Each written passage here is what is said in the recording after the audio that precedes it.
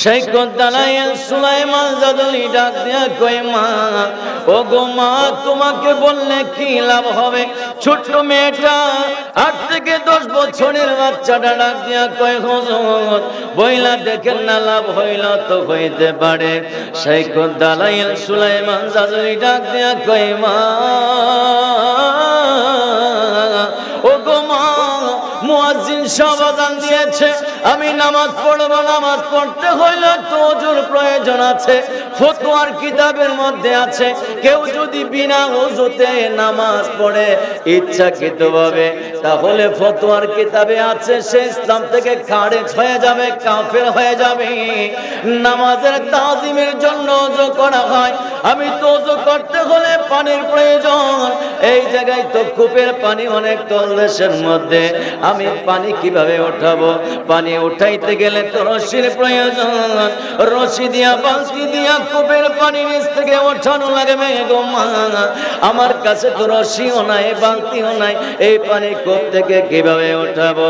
ছোট্ট মেয়েটা বললেন হুজুর বইলা একটা নবী পাকের উপর দুরূদ শরীফ পড়লেন।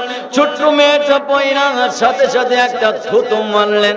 থুতু মারতে দেরি হইরে আব্বু জিরানি আমার, সাথে সাথে তলদেশের পানি কূপের পানি উতলাইয়া উপরে উঠা গেছে। শাইখ দালায়েল সুলাইমান জাদুলি ডাক দিয়া কয় মা, ও গো মা, তুমি কি মন্ত্র পড়লা কূপের মধ্যে থুতু মারলা? কি মন্ত্র পড়লা তুমি এই কূপের মধ্যে ফু মারলা? মারতে দেরি হলো, কূপের তলদেশের পানি উপরে উঠতে দেরি করলো না। ছোট্ট মেয়েটা ডাক দিয়া কই হুজুরজি, ও হুজুর, আমার মা আমার ছোট্টবেলা আমার নবীর উপর একখানা দুরূদে মুবারাকা শিখাইছিল। ওই দুরূদ শরীফটা পড়ে আমি ওই কূপের মধ্যে থুতু মারলাম গো হুজুর।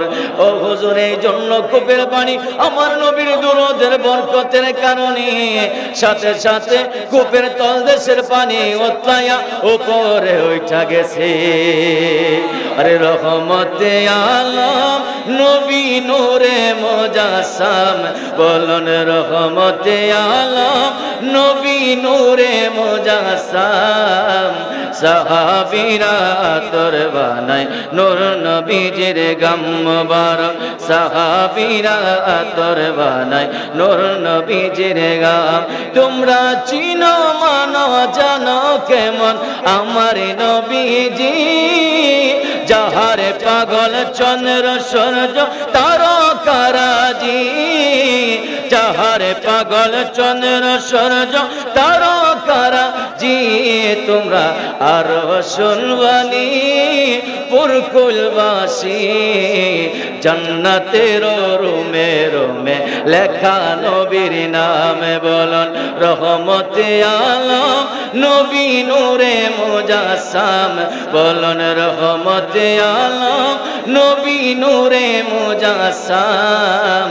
সাহাবীরা আতর বানায় নূর নবীজির গাম মুবারক, সাহাবীরা আতর বানায় নূর নবীজির গাম। উস্তুনে গালনা একটি খেজুর গাছের নাম, যাকে ধরে খুতবা দিতেন রাসূল আকরাম, যাকে ধরে খুতবা দিতেন রাসূল আকরাম। বলে সুবহানাল্লাহ। উস্তুনে হান্নানা একটা খেজুর গাছ ছিল। নবীজি যখন মসজিদে নববীর মধ্যে যখন সাহাবায়ে কেরামকে বললেন, ও সাহাবীরা তোমরা একটা খেজুরের গাছ কেটে নিয়ে আসো, আমি নবী জুমার দিন ওই মিম্বরের মধ্যে বসে হেলান দিয়ে জুমার খুতবা পড়বো। সাহাবায়ে কেরাম একটা খেজুরের গাছ কেটে নিয়ে আসলেন। এই হাদিসে মুবারাকাটা সহিহুল বুখারী শরীফের মধ্যে আছে। ইমাম বুখারী রাহমাতুল্লাহি আলাইহি তিনি নকল করেছেন এবং আবু দাউদ শরীফের মধ্যে আবু দাউদ রাহমাতুল্লাহ হাদিসটি নকল করেছেন। দালাইলুন নবুওয়াতের মধ্যে আছে। খাসাইসুল কুবরা, যে খাসাইসুল কুবরা লিখেছেন আল্লামা জালালউদ্দিন সুয়ুতী, যিনি ছিলেন হাফিজুল হাদিস, 2 লক্ষ হাদিস তিনি ঠুডস্থ জানতেন। বলুন সুবহানাল্লাহ। তিনি আমার নবীকে 75 বার দেখেছেন।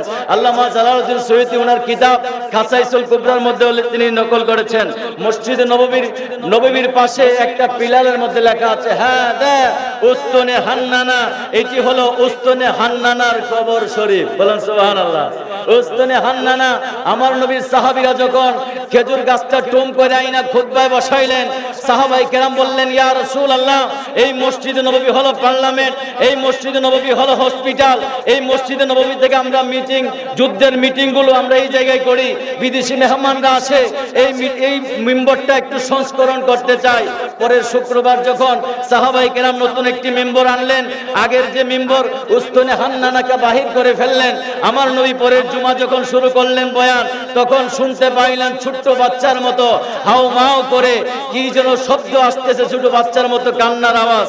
আমার নবীজি শুনতে পেরে আমার নবীজি দেখলেন উস্তনে হান্নানা আগের মিম্বরটা ছোট্ট বাচ্চার মতো কান্না শুরু করে দিয়েছে। সুবহানাল্লাহ। নবীজি ওয়াজ বন্ধ করে দিয়ে উস্তনে হান্নানাকে জড়ায় ধরলেন। কিতাবে আছে সেদিন যদি উস্তনে হান্নানাকে আমার নবী জড়ায় না ধরতেন, কিয়ামত পর্যন্ত উস্তনে হান্নানা ছোট্ট মাসুম বাচ্চা, শিশু বাচ্চার মতো হাওমাও করে কান্না করতে থাকতো। এখন আমার উস্তনে হান্নানা যখন নবীজি জড়ায় ধরলেন, বললেন, ও উস্তনে হান্নানা, তোমাকে আমি মদিনা শরীফে একটা জায়গায় রোপণ করে দেই। কারণ নবীজির বিশ্বাস, নবীজি মরা খেজুর গাছ লাগাইতে দেরি হবে, সাথে সাথে জিন্দা হতে দেরি হবে না। উস্তনে হান্নানা মুখটা বেজার করে রাখলেন, তিনি মলিন করে রাখলেন। উস্তনে হান্নানা কিছু বলছেন না। নবীজি বললেন, উস্তনে হান্নানা, তোমার এই মসজিদে নববীর মধ্যে তোমারে আমি গেঁথে দেই, এই জায়গায় রোপণ করে দেই, জান্নাতে তুমি আবার উঠবা, জান্নাতি মেহমানরা তোমার এই উস্তনে হান্নানা তোমার কাছ থেকে জান্নাতি মেহমানরা খেজুর খাবে। উস্তনে হান্নানা বলছেন, ইয়া রাসূলুল্লাহ, সেখানে গিয়ে আপনি থাকবেন? বলছে, হ্যাঁ, আমি ওইখানে থাকবো। নবীজি মসজিদে নববীর মধ্যে উস্তনে হান্নানাকে রোপণ করে দিলেন, গেঁথে দিলেন একটা পিলার, ওইখানে এখনো লেখা আছে, হ্যাঁ দেখ উস্তনে হান্নানা, এটা হলো উস্তনে হান্নানার কবর শরীফ। আল্লাহ সুবহানাহু ওয়া তাআলা একটা মরা খেজুর গাছ, নবীর প্রেমে, নবীর বিরহ যদি এত সম্মান হয়, আমরা আশরাফুল মাখলুকাত, সৃষ্টির সারা জীব, নবীজির মহব্বত, ইশক, ভালোবাসা থাকলে আমাদের মর্যাদা আরো বেড়ে যাবে। আল্লাহ সুবহানাহু ওয়া তাআলা কবুল আর মঞ্জুর করবেন, আমিন। আলহামদুলিল্লাহি রাব্বিল আলামিন। আমি দোয়া নেওয়ার জন্য আসছি। আল্লাহ সুবহানাহু ওয়া তাআলা যেন আপনারা সকলে আমার জন্য দোয়া করবেন। আল্লাহ সুবহানাহু ওয়া তাআলা আমাদের প্রত্যেকের হাজিরি কবুল করুক। আমার জন্য খাস করে দোয়া করবেন। আমার গোছানো আলোচনা এখানে ইতি টানছি। আমার জন্য দোয়া করুন। আলহামদুলিল্লাহি রাব্বিল আলামিন। আসসালামু আলাইকুম ওয়া রাহমাতুল্লাহি ওয়া বারাকাতুহু।